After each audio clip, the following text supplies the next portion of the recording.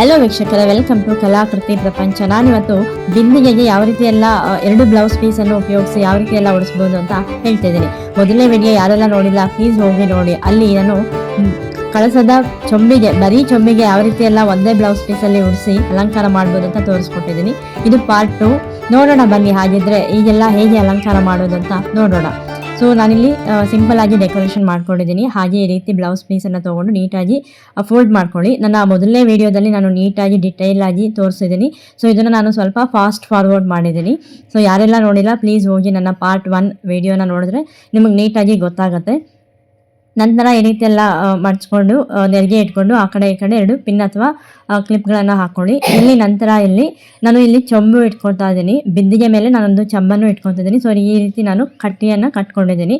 So ನೀವು ಬರೀ ಬಿಂದಿಗೆಗೆ ಉಡಿಸೋದಾದರೆ ನೀವು ಬಿಂದಿಗೆಗೆ ಈ ಥರ ಕೋಲನ್ನು ಕಟ್ಕೊಳ್ಳಿ. ನಂತರ ನಾನಿಲ್ಲಿ ಚೊಂಬು ಇಡ್ತಾ ಇದ್ದೀನಲ್ವ, ಸೊ ಕೆಳಗಡೆ ನೀವು ಪ್ಲಾಸ್ಟರ್ ಹಾಕ್ಕೊಳ್ಳಿ, ಅಂದರೆ ಡಬಲ್ ಗಮ್ ಟೇಪ್ ಹಾಕ್ಕೊಳ್ಳಿ. ನಾನು ಇದನ್ನು ಯಾವ ರೀತಿ ಎಲ್ಲ ಡಬಲ್ ಗಮ್ ಟೇಪ್ ಹಾಕ್ಕೊಳ್ಳೋದು ಅದೆಲ್ಲನೂ ನಾನು ಮುಂದಿನ ವಿಡಿಯೋದಲ್ಲಿ ಸೀರೆ ಉಡಿಸುವಾಗ ಡೀಟೇಲ್ ಆಗಿ ಹೇಳ್ತೀನಿ. ಸೊ ನಂತರ ನೀವೇನು ಮಡ್ಚಿಟ್ಕೊಂಡಿರ್ತೀವಲ್ಲ ಆ ಬ್ಲೌಸ್ ಪೀಸನ್ನು ತೊಗೊಂಡು ನೀಟಾಗಿ ಹಿಂದೆಯಿಂದ ಮುಂದಕ್ಕೆ ಹಾಕ್ಕೊಳ್ಳಿ. ಹಾಗೆ ಈ ಪಿನ್ ಬಟ್ಟೆಗೆ ಸೇರಿಸುವಾಗ ಬಟ್ಟೆ ಎಲ್ಲ ಹಾಳಾಗುತ್ತಲ್ವ, ಸೊ ಅದಕ್ಕೆ ನೀವು ಪಿನ್ನಿಗೆ ಯಾವುದಾದ್ರೂ ಒಂದು ಪೇಪರ್ನ ಈ ಥರ ಸ್ಟಿಕ್ ಮಾಡಿ ಆಮೇಲೆ ನೀವು ಅದನ್ನು ಪಿನ್ ಹಾಕ್ಕೊಳ್ಳಿ. ನಂತರ ಇಲ್ಲಿ ನೀಟಾಗಿ ನೆರಜೆ ಎಲ್ಲ ಜೋಡಿಸ್ಕೊಂಡು ಕೆಳಗಡೆ ಕೆಳಗೆ ನಾನು ನೋಡಿಸ್ತಿದ್ದೀನಲ್ವ ಅಲ್ಲಿ ನೀವು ನೀಟಾಗಿ ಪಿನ್ ಹಾಕ್ಕೊಳ್ಳಿ. ನಾನಿಲ್ಲಿ ಪಿನ್ ಹಾಕ್ಕೊಳ್ತಾ ಇಲ್ಲ, ನೀವು ನೀಟಾಗಿ ಪಿನ್ ಹಾಕ್ಕೊಳ್ಳಿ. ಮತ್ತು ನಾವು ಬಾರ್ಡರ್ ಇದೆಯಲ್ಲ, ಬಾರ್ಡರ್ ಸ್ವಲ್ಪ ಇಲ್ಲಿ ಹಿಂದೆ ಕೆಳಗೆ ಮೇಲೆ ಆಗಿದೆ. ಸೊ ನೀವು ಮಾಡುವಾಗ ನೀಟಾಗಿ ಕರೆಕ್ಟಾಗಿ ಎರಡು ಸಮನಾಗಿ ತೊಗೊಳ್ಳಿ. ಹಾಗೆ ನಾನು ಇಲ್ಲಿ ಹಿಂದೆ ಟೈಟಾಗಿ ಎಳೆದು ಇಟ್ಕೊಂಡು ನಿಮ್ಮ ಹತ್ರ ಯಾವುದೇ ಒಡವೆಗಳಿದ್ದರೆ ಸೊ ನಿಮ್ಮ ಇಚ್ಛೆಯ ಅನುಸಾರಕ್ಕೆ ಒಡವೆ ಮತ್ತು ಬಳೆಗಳನ್ನು ಹಾಕ್ಕೊಳ್ಳಿ.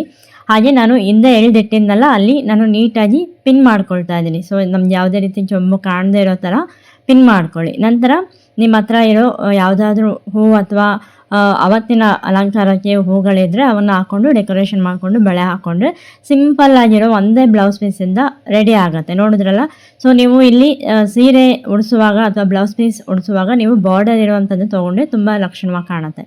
ನೋಡಿದ್ರಲ್ಲ ಎಷ್ಟು ಸಿಂಪಲ್ ಆಗಿ ರೆಡಿ ಆದ್ನು ನಮ್ಮ ಲಕ್ಷ್ಮವ್ವ ಅಂತ.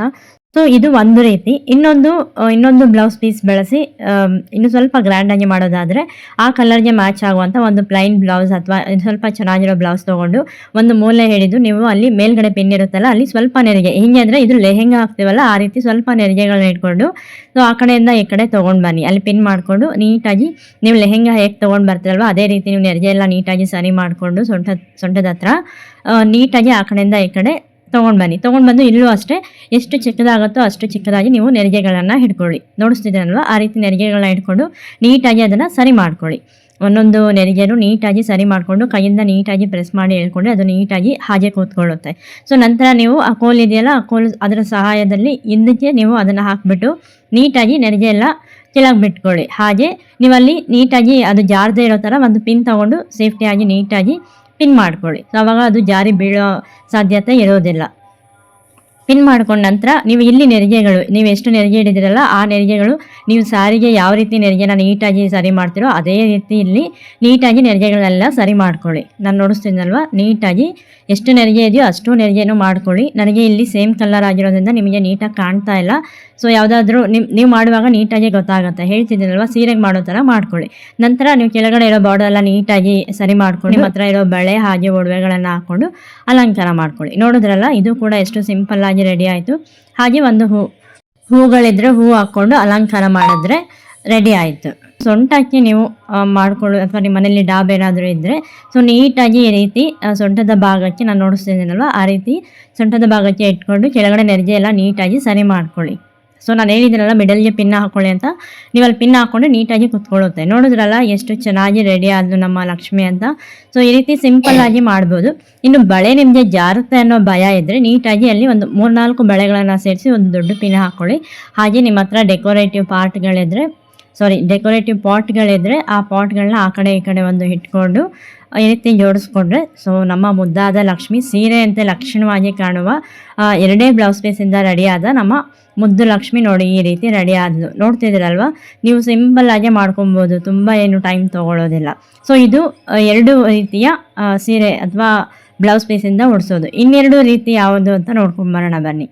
ನಂತರ ಇಲ್ಲಿ ನಾವು ಸೇಮ್ ಅದೇ ರೀತಿ 2 ಬ್ಲೌಸ್ ಪೀಸ್ಗಳನ್ನು ನಾನು ಮೊದಲು ಹೇಗೆ ನೆರಿಗೆಗಳೆಲ್ಲ ಇಟ್ಕೊಂಡು ಪಿನ್ ಹಾಕ್ಕೊಂಡಿದ್ನಲ್ಲ ಅದೇ ರೀತಿ ನೀವು ಈ ರೀತಿ ಪಿನ್ ಹಾಕೊಳ್ಳಿ. ನೋಡಿಸ್ತಿದ್ದೀನಲ್ವಾ, ನೀಟಾಗಿ ಎರಡನ್ನೂ ಅದೇ ರೀತಿ ಎಷ್ಟು ಚಿಕ್ಕದಾಗುತ್ತೋ ಅಷ್ಟು ಚಿಕ್ಕದಾಗಿ ನೀವು ನೆರಿಗೆಗಳನ್ನು ಇಟ್ಕೊಳ್ಳಿ, ತುಂಬಾ ಚೆನ್ನಾಗಿ ಬರುತ್ತೆ. ಸೊ ನೀವು ಬ್ಲೌಸ್ ಪೀಸ್ ಯಾವುದಾದ್ರೂ ಈ ಥರ ಈ ರೀತಿ ಉಡ್ಸೋದಾದರೆ ಚೆನ್ನಾಗಿರೋ ಬ್ಲೌಸ್ ಪೀಸ್ ತೊಗೊಳ್ಳಿ. ನನ್ನ ಹತ್ರ ಇರೋದೇ ನಾನು ತೊಗೊಂಡು ಈ ರೀತಿ ನೋಡಿಸ್ತಾ ಇದ್ದೀನಿ ನಿಮಗೆ ನೋಡಿಸ್ಲಿಕ್ಕೆ.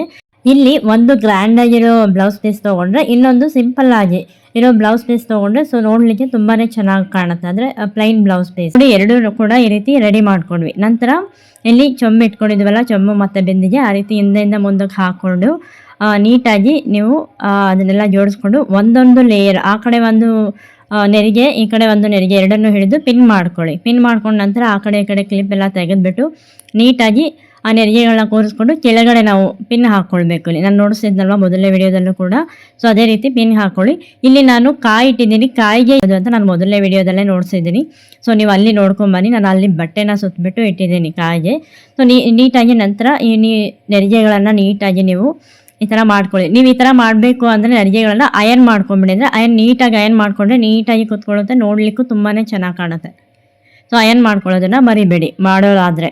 ಸೊ ನಂತರ ನೀವು ಸೊಂಟದ ಪಟ್ಟಿ ಅಂದರೆ ಡಾಬ್ ತೊಗೊಂಡು ಈ ಥರ ನೀಟಾಗಿ ಸೇಫ್ಟಿಯಾಗಿ ನೀಟಾಗಿಂದ ಪಿನ್ ಮಾಡ್ಕೊಳ್ಳಿ. ಪಿನ್ ಅಥವಾ ಕಟ್ಟೋದಾದರೆ ಕಟ್ಕೊಳ್ಳಿ, ಇಲ್ಲ ಪಿನ್ ಮಾಡಿಕೊಂಡು ಇರುತ್ತೆ. ನೋಡಿದ್ರಲ್ಲ ಎಷ್ಟು ನೀಟಾಗಿ ಇದೆ ಅಂತ. ಹಾಗೆ ಒಡವೆ, ನಿಮ್ಮ ಹತ್ರ ಇರೋ ಒಡವೆಗಳನ್ನು ಹಾಕ್ಕೊಳ್ಳಿ. ನೆಕ್ಸ್ಟ್ ಆ ಕಡೆ ಈ ಕಡೆ ಎರಡು ಸೈಡು ಬಳೆಗಳನ್ನು ಹಾಕ್ಕೊಳ್ಳಿ. ನಂತರ ಕೆಳಗಡೆ ಅಲ್ಲಿ ಬಿಂದಿಗೆ ಕಾಣ್ತಿದೆಯಲ್ಲ, ಸೊ ಅದನ್ನು ನೀಟಾಗಿ ಕವರ್ ಮಾಡ್ಕೊಳ್ಳಿ. ಸೊ ನೀವು ಬರೀ ಬಿಂದಿಗೆ ಇಡೋದಾದ್ರೆ ನೀಟಾಗಿ ಕೂರುತ್ತೆ. ನಾನಿಲ್ಲಿ ಚೊಂಬಿಟ್ಟಿರೋದ್ರಿಂದ ಬಟ್ಟೆ ಸಾಕಾಗ್ತಿಲ್ಲ. ಸೊ ನೋಡಿದ್ರಲ್ಲ, ಹಾಗೆ ಇಲ್ಲಿ ನೀಟಾಗಿ ಮುಂದೆ ಎಲ್ಲ ನೀಟಾಗಿ ಒಂದ್ರ ಪಕ್ಕದಲ್ಲಿ ಒಂದು ನೀಟಾಗಿ ಜೋಡಿಸ್ಕೊಂಡು ಒಳಗಡೆ ಎಲ್ಲ ಹೋಗಿರುತ್ತಲ್ಲ ನೆರಿಗೆ, ಅದನ್ನೆಲ್ಲ ಸರಿ ಮಾಡ್ಕೊಳ್ಳಿ. ನಂತರ ನೋಡಿದ್ರಲ್ಲ, ಇಷ್ಟೇ, ತುಂಬ ಸಿಂಪಲ್ ಆಗಿ ರೆಡಿ ಅಲ್ಲೂ. ಇದಕ್ಕೆ ಬೇಕಾದರೆ ನೀವೊಂದು ಹೂವು ಹಾಕ್ಕೊಂಡ್ರೆ ರೆಡಿ ಆಯಿತು.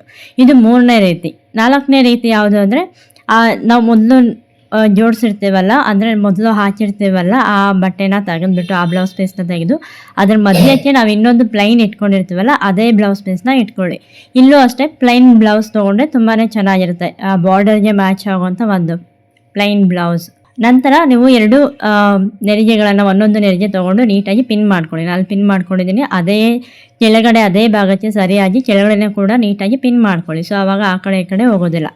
ನಂತರ ನೀವು ಒಂದೊಂದೇ ನೆರಿಗೆಗಳನ್ನು ಎರಡುಗಳು ಪ್ಲೈನ್ ಬ್ಲೌಸ್ದು ಮತ್ತು ಬಾರ್ಡರ್ ಬ್ಲೌಸ್ದು ಎರಡೂ ನೀಟಾಗಿ ಈ ಥರ ನೆರಿಗೆಗಳನ್ನು ತೊಗೊಂಡು ಅಯನ್ ಮಾಡಿಕೊಂಡ್ರೆ ತುಂಬಾ ಈಸಿ ಆಗುತ್ತೆ ನಿಮಗೆ.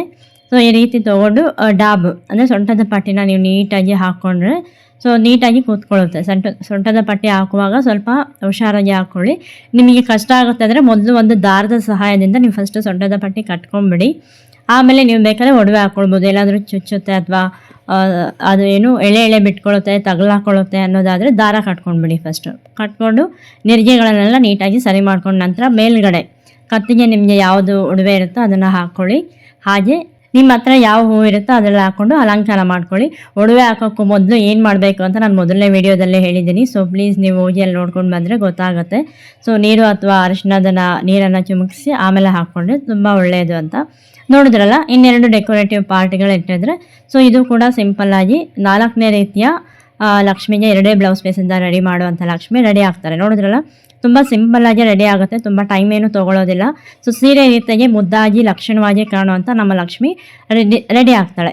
ನಿನ್ನೆ ಅಂತೂ ಒಂದು ಶುಕ್ರವಾರ ಹೋಗಿದೆ, ಶ್ರಾವಣ ಶುಕ್ರವಾರ. ಸೊ ಅದು ಎಷ್ಟು ಮನೆಗಳಲ್ಲಿ ನಮ್ಮ ಮಹಾಲಕ್ಷ್ಮಿ ಕೂತಿಲ್ಲೋ ಗೊತ್ತಿಲ್ಲ. ಇನ್ನು 3 ಶುಕ್ರವಾರದಲ್ಲೂ ಅವಳು ಕಂಗೊಳಿಸ್ತಾಳೆ, ಅದಂತೂ ಖಂಡಿತ. ಸೊ ನೀವು ಕೂಡ ಬರೀ ಚೊಂಬಿಟ್ಟು ಮಾಡೋದಾದರೆ ಈ ರೀತಿ ಒಮ್ಮೆ ಮಾಡಿ ನೋಡಿ, ತುಂಬ ಲಕ್ಷಣವಾಗಿ ಚೆನ್ನಾಗಿ ಕಾಣ್ತಾಳೆ. ನಿಮ್ಮನೆಯಲ್ಲೂ ಲಕ್ಷ್ಮಿ ಕೂರಿಸಿದ ತೃಪ್ತಿ, ಆ ಒಂದು ಖುಷಿ ನಿಮ್ಮಲ್ಲೂ ಇರುತ್ತೆ. ನೋಡಿದ್ರಲ್ಲ ವೀಕ್ಷಕರೇ, ಇವತ್ತಿನ ವಿಡಿಯೋ ನಿಮಗೆ ಇಷ್ಟ ಆಗಿದೆ ಅಂದ್ಕೊಳ್ತೀನಿ. ಇಷ್ಟ ಆಗಿದ್ರೆ ಪ್ಲೀಸ್ ಲೈಕ್ ಮಾಡಿ, ಸಬ್ಸ್ಕ್ರೈಬ್ ಮಾಡಿ, ಹಾಗೆ ನಿಮ್ಮ ಫ್ರೆಂಡ್ಸ್ ಮತ್ತು ಫ್ಯಾಮಿಲಿಗೆ ಶೇರ್ ಮಾಡೋದನ್ನು ಮರಿಬೇಡಿ. ಹಾಗೆ ನನಗೆ ಸಪೋರ್ಟ್ ಮಾಡಿ, ನಿಮ್ಮ ಸಪೋರ್ಟ್ ಯಾವಾಗಲೂ ನನಗೆ ಇರಲಿ ಅಂತ ನಾನು ಕೇಳ್ಕೊಳ್ತೀನಿ. ಹಾಗೆ ಸಿಗೋಣ ಮುಂದಿನ ವಿಡಿಯೋದಲ್ಲಿ.